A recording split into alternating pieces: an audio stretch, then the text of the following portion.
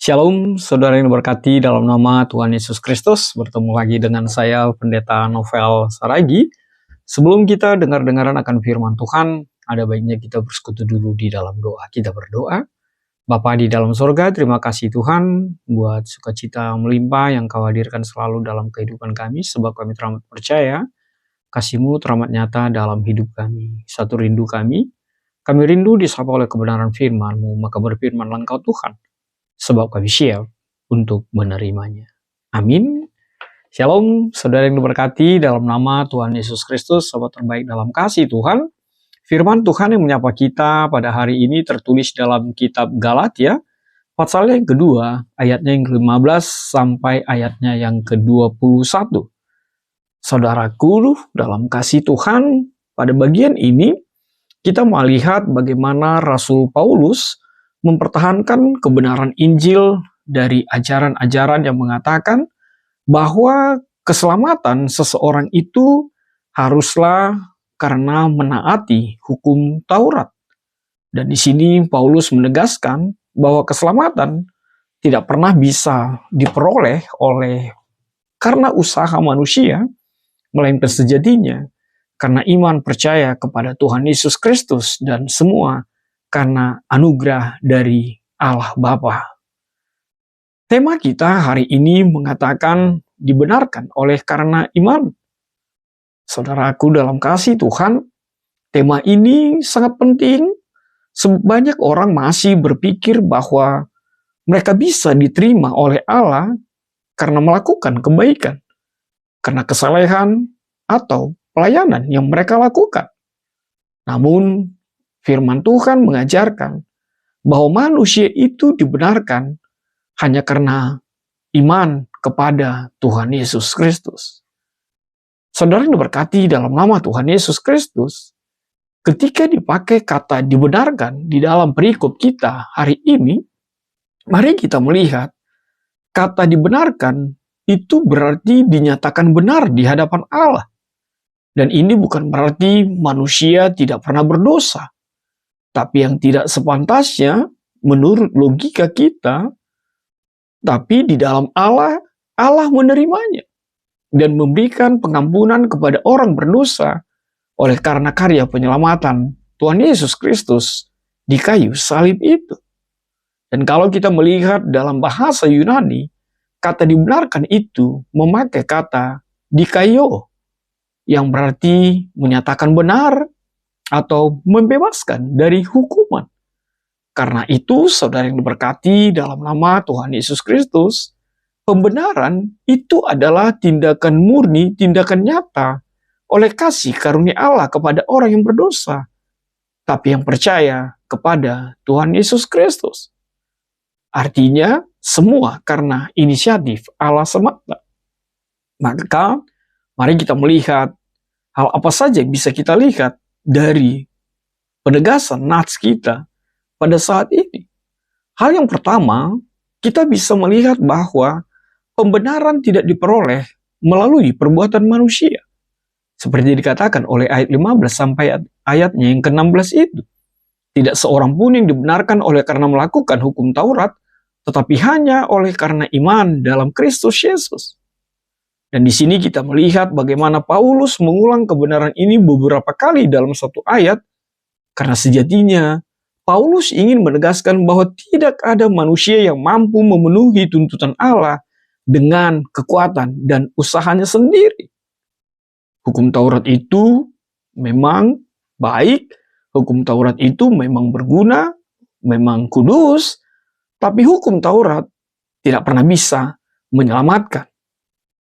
Hukum Taurat itu hanya seperti rambu-rambu lalu lintas atau traffic light. Fungsi hukum Taurat itu hanya menunjukkan dosa-dosa manusia, pelanggaran-pelanggaran manusia. Bisa kita baca di dalam Roma 3 ayat yang ke-20, Roma 3 ayatnya yang ke-28, juga Efesus 2 ayat 8 sampai ayat 9. Secara sederhana kita bisa menyederhanakan dengan mengatakan bahwa seorang yang sakit, dia bisa mengetahui penyakitnya melalui segala macam pemeriksaan dokter.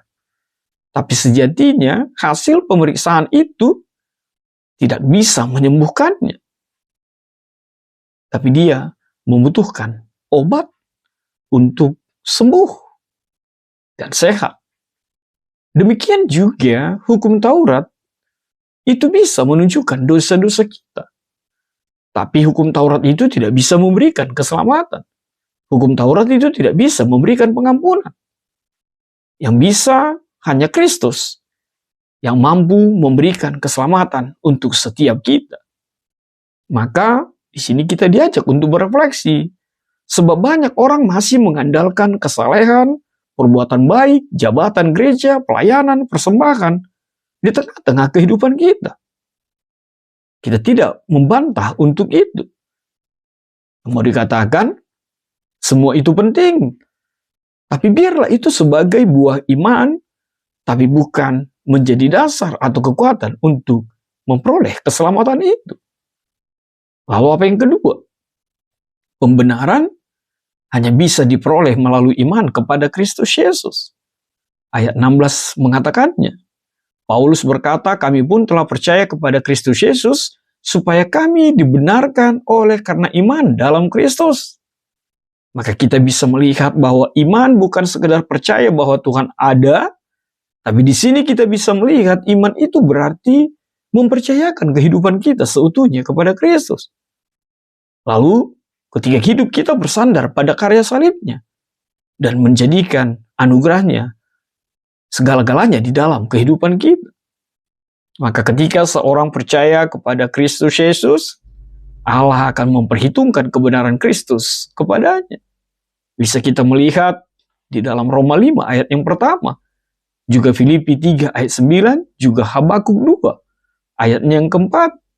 Dan di sini kita bisa berefleksi bahwa keselamatan kita tidak bergantung kepada seberapa baik tingkah laku kita, tapi kepada seberapa sempurna karya Kristus Yesus yang kita percayai di dalam kehidupan setiap kita.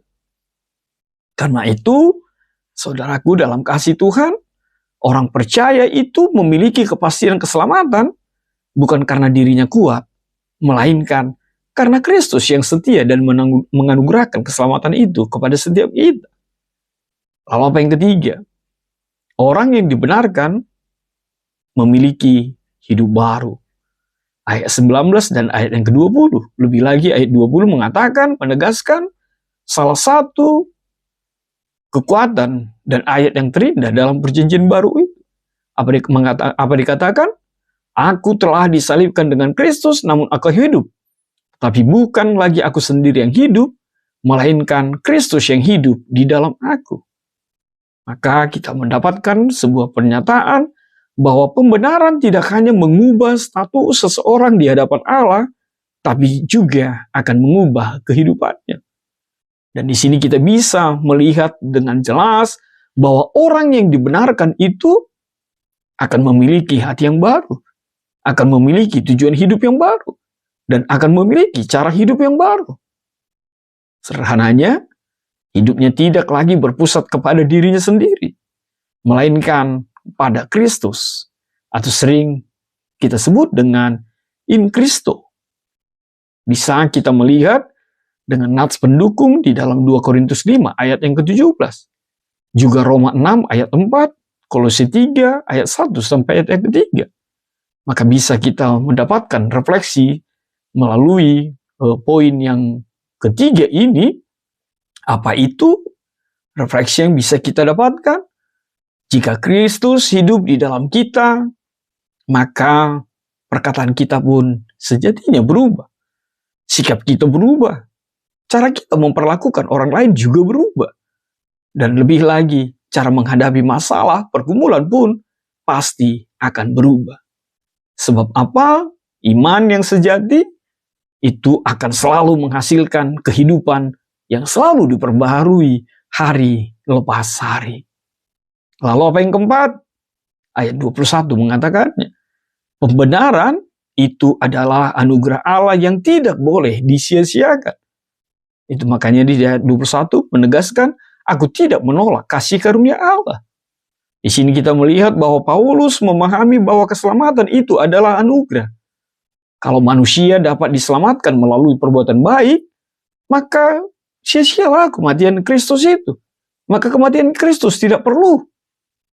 Tapi karena manusia tidak mampu menyelamatkan dirinya sendiri, maka Kristus datang bahkan rela mati untuk menggantikan kita yang seharusnya disalibkan, yang seharusnya dipakukan, yang seharusnya digantung di kayu salib itu.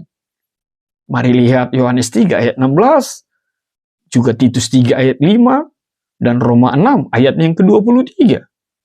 Artinya, kita bisa mendapatkan refleksi dari poin yang keempat ini, bahwa kasih karunia yang kita terima, itu seharusnya melahirkan ucapan syukur, melahirkan kerendahan hati, melahirkan ketaatan, kesetiaan kepada Tuhan. Dan disinilah kita mendapatkan arti yang sesungguhnya, bahwa doktrin pembenaran oleh iman itu adalah artikel yang membuat gereja berdiri atau jatuh. Seperti apa yang disebutkan oleh Martin Luther. Karena menurut Martin Luther, manusia tidak dapat memperoleh keselamatan melalui usaha atau amalnya. Keselamatan itu hanya diterima melalui iman percaya kepada Kristus Yesus. Dan semakin menarik lagi ketika John Calvin menegaskan bahwa pembenaran itu adalah tindakan Allah yang murni, di mana Allah menerima orang berdosa sebagai benar, sebagai orang benar, tapi karena kebenaran Kristus yang diperhitungkan kepadanya.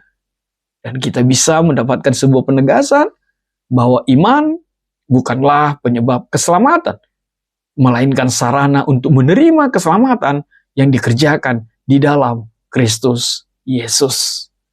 Maka saudara yang diberkati dalam nama Tuhan, apa aplikasi yang bisa kita dapatkan melalui perikop kita hari ini? Aplikasi yang pertama, bagi jemaat, bagi kita, jangan pernah mengandalkan diri sendiri. Sebab keselamatan tidak berasal dari usaha manusia, tapi hanya oleh Kristus Yesus. Lalu apa yang kedua? Hiduplah dalam iman percaya setiap hari. Orang yang benar itu, orang yang dibenarkan itu dipanggil untuk terus mempercayai Tuhan dalam segala keadaan. Lalu apa yang ketiga aplikasinya? Syukurilah dan mengucap syukurlah atas kasih karunia Allah itu. Bukankah setiap hari adalah kesempatan untuk mengucap syukur atas keselamatan yang telah diberikan untuk setiap kita? Lalu apa yang keempat? Tunjukkanlah hidup yang diperbaharui. Iman yang sejati itu akan menghasilkan, akan menghadirkan buah-buah kehidupan yang memuliakan nama Tuhan.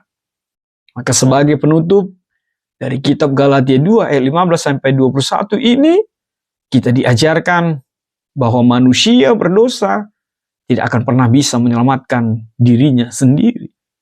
Yang kedua, kita bisa melihat bahwa pembenaran hanya diperoleh melalui iman kepada Kristus Yesus, dan orang yang dibenarkan menerima hidup baru dalam Kristus, serta keselamatan itu pure hanya karena anugerah Allah semata. Oleh sebab itu, saudara yang diberkati dalam nama Tuhan, sahabat terbaik dalam kasih Tuhan, marilah setiap kita meninggalkan setiap bentuk-bentuk kepercayaan kepada kekuatan diri sendiri, dan datanglah kepada Kristus Yesus dengan iman percayamu. Sebab apa? Sebab firman Tuhan berkata di Galatia 2 ayat yang ke-20, Aku hidup, tapi bukan aku lagi yang hidup dengan diriku sendiri, melainkan Kristus yang hidup di dalam aku. Tuhan memberkati kita bersatu dalam doa. Terima kasih Tuhan buat kebenaran firman-Mu, biarlah setiap kami benar dibenarkan oleh iman percaya kami yang hanya kepada Tuhan Yesus. Dalam kasih-Mu Tuhan kami berdoa dan ucap syukur. Amin.